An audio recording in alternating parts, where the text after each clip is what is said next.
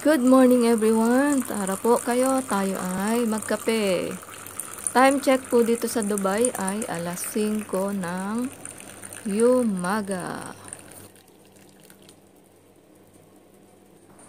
Hindi po makukumpleto ang ating umaga kapag tayo ay hindi nakahigop ng mainit na kape.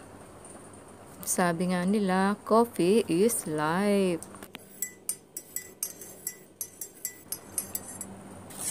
Guys, nakabili po tayo ng murang pandesal sa Satwa noong Sabado na tayo ay nag-day off. Ang presyo po ng pandesal ay 50 fils ang isang piraso with of 50 centavos sa atin.